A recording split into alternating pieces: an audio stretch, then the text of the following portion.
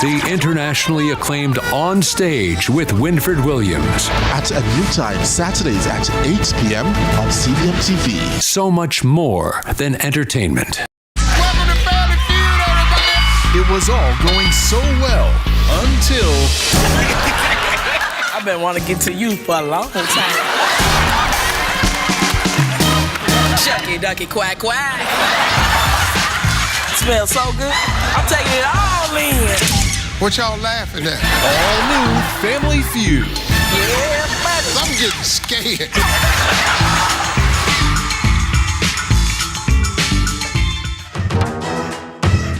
Brought to you by We Are the Caring Store, waiting to serve you. It's time to experience independent living. Visit us today. Our days get a little complex sometimes. Often so many things make sense, yet so many do not.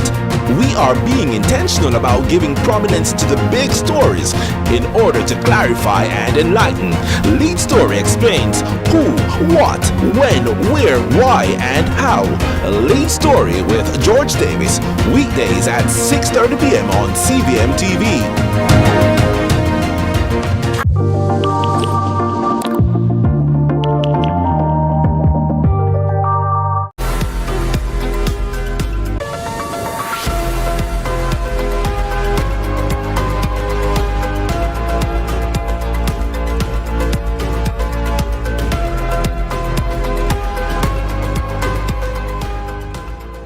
From Kingston, Jamaica, this is CVM News at noon for Tuesday, January 14, 2024. I'm Ramon Gordon. Thank you so much for joining us. Parliamentary opens today, Tuesday, January 14, marking the first sitting of the new year.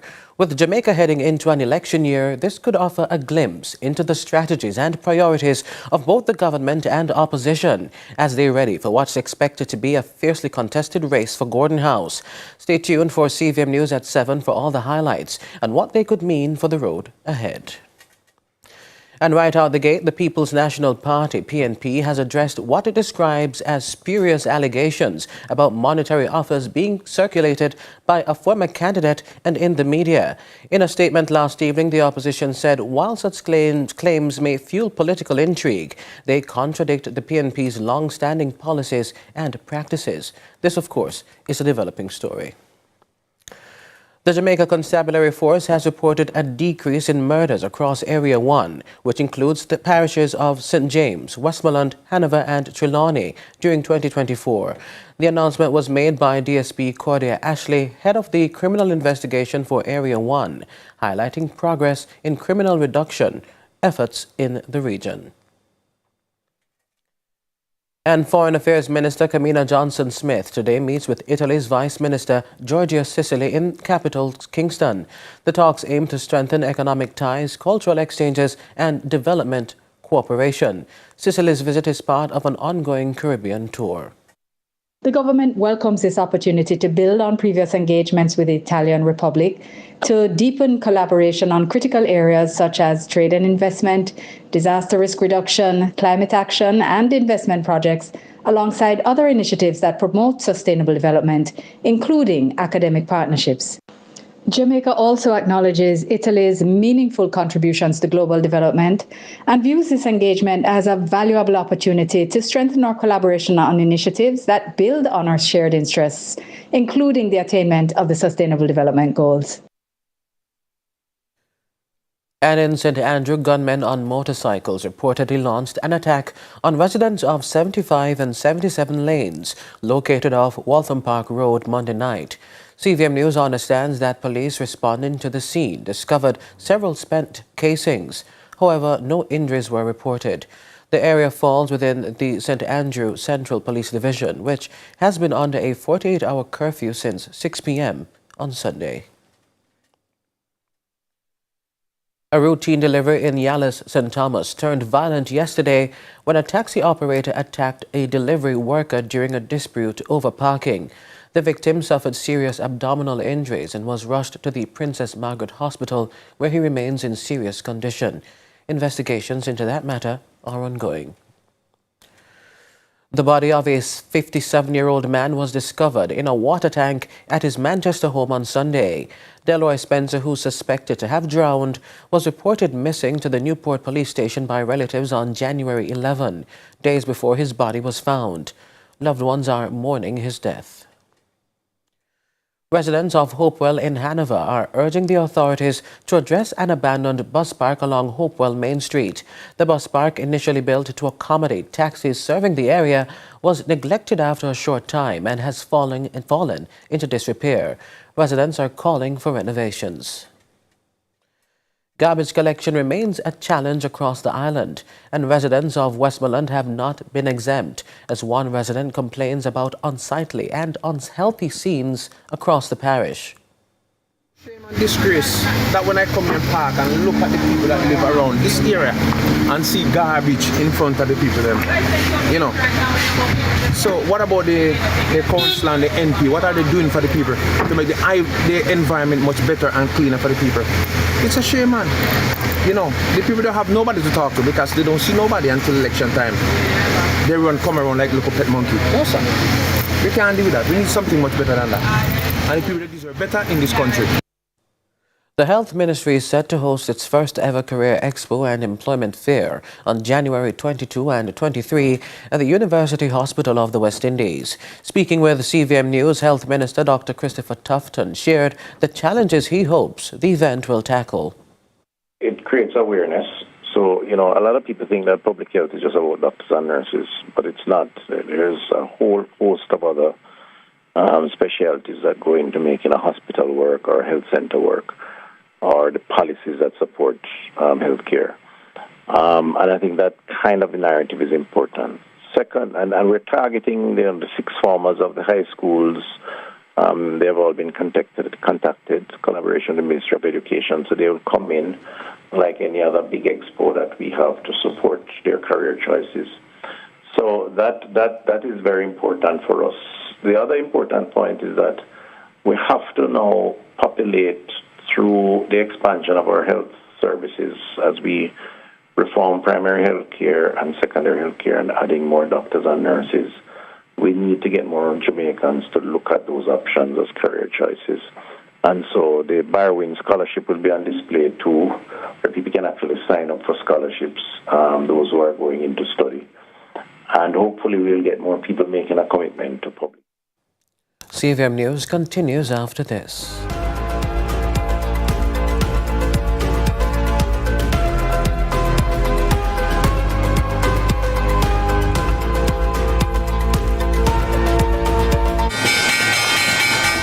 We needed to raise capital, but our experience with local financial institutions was that they were cautious and slow to act, and interest rates were far too high.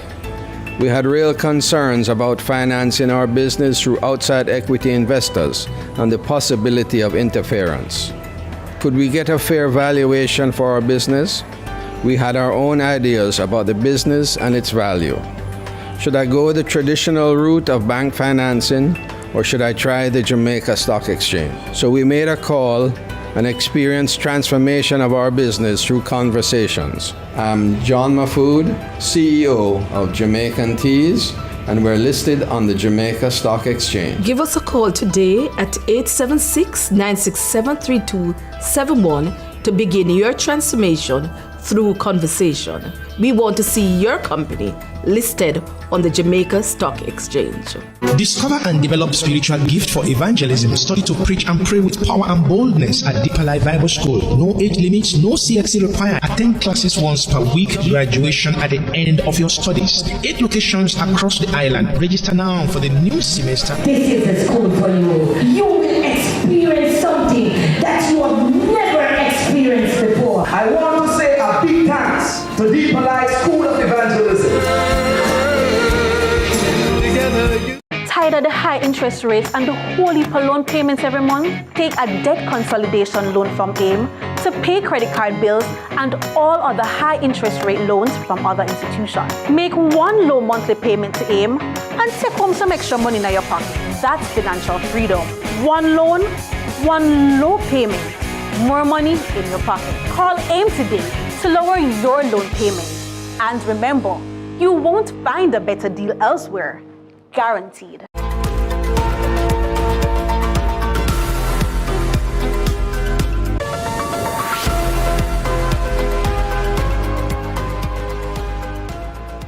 Welcome back. It's time for our discussion segment. Concerns for children's safety are reoccurring as 3 children perished in a fire in St. Anne on Sunday. Many stakeholders have since called for parents and guardians to exercise more vigilance and care. However, these preventable incidents have sparked more conversation about child care and neglect. Joining us now to discuss is Jamaica's children's advocate, Diane Gordon-Harrison. Mrs. Gordon-Harrison, always a pleasure. Thank you again for joining us. Thank you for having me. To start, let's create some parameters. How does the law define child neglect and how prevalent is it? All right. So the Child Care and Protection Act is the statute that deals with what child neglect would look like, and it can look like a number of things. And essentially what it is that anyone who has the care and custody of a child, and it could be the child's biological parent, it could be a legal guardian, or it could be an adult who for the time being has custody and care of the child. And the law essentially says that if that child is exposed to any harm whilst in the care of that individual, or the child's needs are neglected or compromised in any way, that in and of itself is child neglect. So it could be that you have a child living with you and you don't enroll that child in school. That's educational neglect and a type of child neglect. Or it could be that you have a child who has a medical issue and you do not seek medical support to deal with that particular challenge. That's child neglect with regard to the absence of the medical support. And in this particular case, based on the discussion that we're having now, it could be that you have child or children in your care and you do not take steps to ensure that they are safe or that the circumstances under which they are being cared for are foolproof. So you're exposing them to harm by failing to do something, for example, leaving a responsible adult to take care of them. So you're leaving them on their own and the worst happens. That is also a very good example of child neglect. I remember our last conversation where we delved into the recurring concerns for child safety.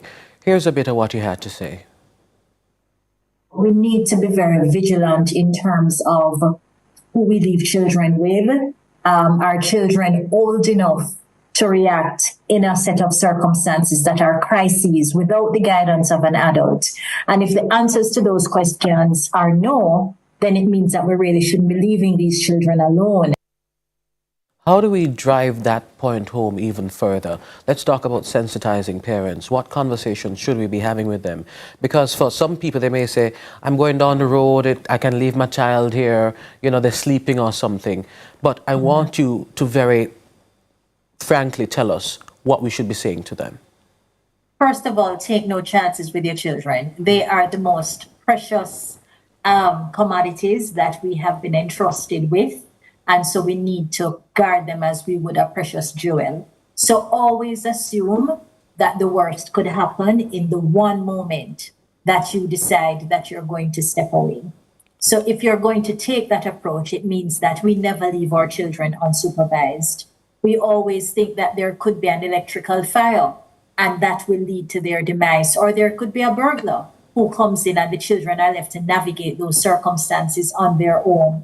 Or there could be a serious injury. Somebody could roll off the bed and be bleeding or have a head injury and they need immediate support that could save life. So if we think like that as parents and guardians, it means that we always must have a plan in place as to who is a responsible adult that can act quickly in the face of an emergency. Who is a responsible adult that can navigate a situation that a child of tender years is not able to negotiate, because there could be really life-saving decisions that have to be made in a very short time, or we put them at risk and put ourselves in trouble if we do not think ahead of the game to ensure that there is that care system in place for our children. Take no chances. We hear you there. How does Jamaica's legal framework align with the efforts to combat child neglect? Are there any gaps you've observed? And how far do convictions or investigations actually go? All right, so Section 9 of the Child Care and Protection Act is a section that allows persons who have compromised the safety of children or who have exposed them to undue harm to be prosecuted under.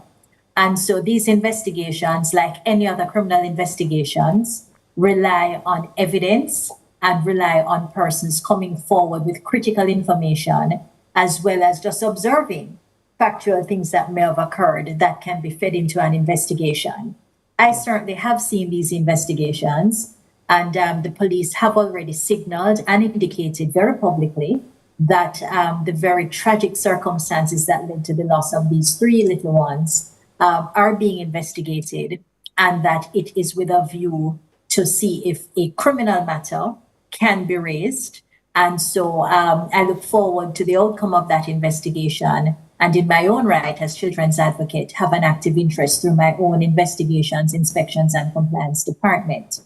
Now, these cases are not necessarily the ones that take up the court list in largest numbers, but they are growing in terms of the police, putting forward these cases and prosecutions going forward. So what it means is that though we don't believe in, wide-scale criminalization of parents, because parents need support and need to be guided and so on, what the law is signaling within our own local framework is that there is an impatience with parents who are so grossly negligent.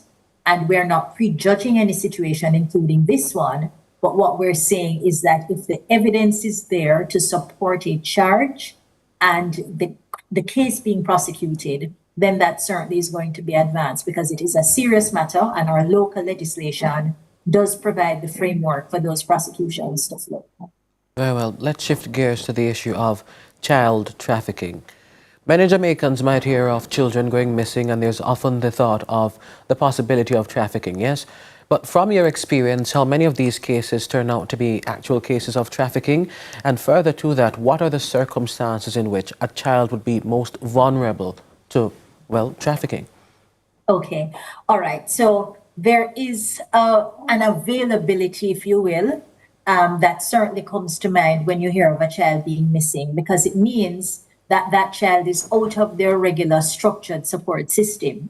And if you have a child without supervision and guidance, then that means that child ultimately becomes more vulnerable, not just to the possibility of human trafficking, but to a number of other issues. And I say that to say that while that is a fact in terms of the availability, there is no concrete evidence that I have seen that connects the missing children phenomenon in Jamaica with those turning up eventually as victims of human trafficking. But as I said, theoretically, it does mean that they're more available. We have seen, though, a consistent number of human trafficking cases being identified, being investigated, and matters being placed before the court continuously since we have had the advent of our legislation. Now, you ask, what makes a child vulnerable to human trafficking? Right. And I want to say it's not just a child, but it is in fact anyone, because we have victims in Jamaica who are above 18. Did you say hold on? No, I said important point. Oh, okay, sorry. Absolutely. Yes, right. So it's not just children. And essentially, traffickers know how to profile people.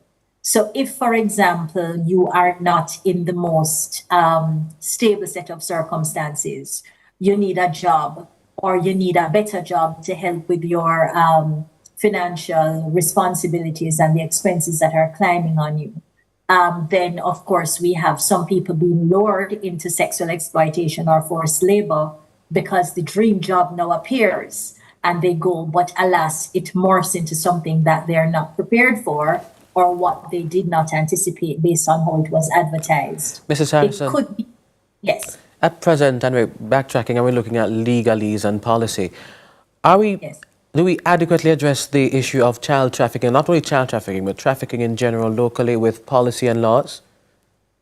I think we're trying, and certainly the national or the international barometer, which some persons see as the U.S. State Department's Trafficking in Persons report, has acknowledged to the world that Jamaica has been making serious strides in the right direction, and so we have maintained a Tier 2 ranking.